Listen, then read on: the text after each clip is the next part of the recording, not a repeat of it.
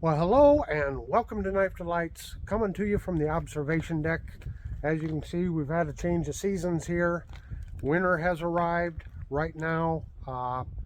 It's in the 20s. Last few days it's been down into the single digits. We had some warm air come up from the south and hit this Arctic air from the north, and so now we've got rain and sleet and snow and wintry mix. You can see it's kind of hazy, and I'm assuming if it starts warming up some more in the next couple days, we're going to have a lot of fog. So I just thought I'd show you the changing landscape here just a little bit. What we're here to talk about today, folks, is a wonderful history of buck knives, and I wanted to share with you the first 6 full production models of knives that Buck came out with in 1961. Now, Buck has a long and storied history, starting with Hoyt Buck, Baptist preacher, amateur knife maker, if you will, hobbyist. Started banging out fixed blade knives using old files and other recycled materials. And then his son Al joined him, and they started doing magazine sales and things like that. But in 1961, that's when they fully incorporated. They built a new facility, and they came out with 6 standard production knives. So we're going to head back to the Knife Delights International Recording Studio, and we're going to go over those fantastic fixed blade knives. Before we start discussing the first 6 models that were Buck's first 6 production models, I just remind everybody, please go to the Buck website. They have a tab there you can click on called the Journal, and it gives a lot of Buck knives history. A lot more history there than what I can cover in this video. Also, I would encourage everybody to join the Buck Collectors Club. There's just a wealth of information when you join that club. You get access to old knife catalogs, the newsletters that is put out, lots of great information there. So I just encourage everyone to go there. A lot of the information I use in this video and on many of my Buck Knives videos comes from either the Buck website or the Collectors Club. So Knife Delights just wants to acknowledge that and thank them. So our first 6 models are the Buck 102 Woodsman, the 103 Skinner, the 105 Pathfinder, the 118 Personal, the 119 Special, and the 120 General. And also they had a twin set of the 103 and the 102. And I'll put up a slide here in just a moment and we'll discuss that. But before we start, I have done individual videos on each one of these. I'll try to put a link to those down in the description box. It gets more in-depth detail on each model number. That is important because not all of these started out with the same, with the model number we know today, and some of them were named differently, such as the 102 Woodsman was originally known as the Woodsman's Pal, and the 103 was originally assigned the 110 model number. Now, as we look at this first slide, we can see here, this is from what I believe is the 1961 Buck catalog. And as I previously just stated, the Skinner originally had the model number of 110 and later changed to the 103. And some of the early models had handles made of white melamine. Now, what is white melamine? Well, melamine is an organic compound that is often combined with formaldehyde to produce melamine resin, a polymer that is fire resistant and heat tolerant. Now, Buck had advertised their handles as virtually non-destructible, but there was a little bit of a problem because with the melamine, when it got cold, if you dropped the knife, the melamine might crack. I don't know what all of the models that came with the white melamine originally, but there was very few of those knives, of the models that did come with it as an option. There were very few of them made because Buck immediately started getting feedback about the problem of it cracking in the cold. So then they also had, in addition to the melamine, the black phenolic, which is is synonymous now what we think of as the handle material for the traditional buck hunting knives. And the phenolic resin offers excellent strength, resistance to chemicals, and corrosion.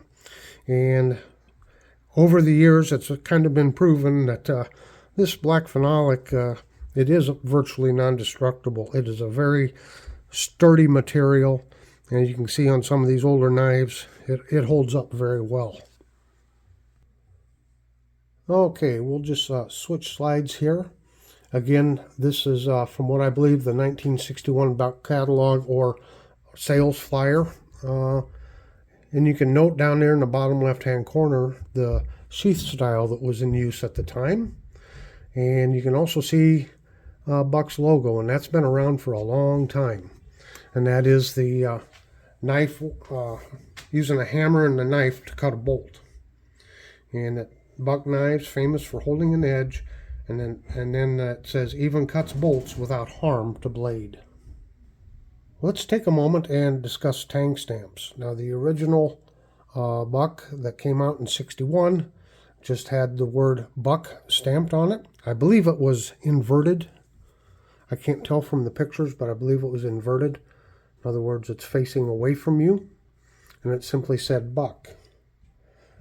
Something of note or interest, I was reading somewhere that prior to '61, the knives would be, the Tang stamp would be Buck also, but it was known as like a 4-hit stamp because they used individual letters. So they stamped the B, then stamped the U, and then the C, and then the K. But in '61, they went ahead and got the, all 4 letters, so it was just one stamp. So yeah, let me see here. So 61 to 67, it just said Buck. Then in 62 to 72, it has Buck USA, which is this one here. And then 72 to 86, you had the Buck and the model number and USA. And then in 1986, that's when they started with the date symbol. Also, there is one special one in 1967, because they switched from the Buck to the Buck USA somewhere in the 1967 time frame. There is one unique Tang stamp. It has Buck, and there's an asterisk after it. And that one was made in 1967, kind of, I guess, a transitional Tang stamp there.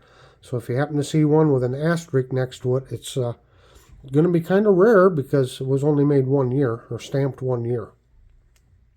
Then, on top of the different Tang stamps, we have different kinds of sheaths. Now, in that one slide, you saw the very old style, what I call a belt-through sheath, and the snap around it. But then they did switch to these with the flap. And even amongst these, I did a video on just the sheaths because it's kind of interesting. And because here, these are both 102 sheaths, and the model number's on the back. But you can see this one's up here on the belt loop. This one's stamped down here. And you can see this one has Buck in the button here, and Buck up here. This one here, plain there. Again, that like that. So here's the 105 sheath, plain button. Yeah.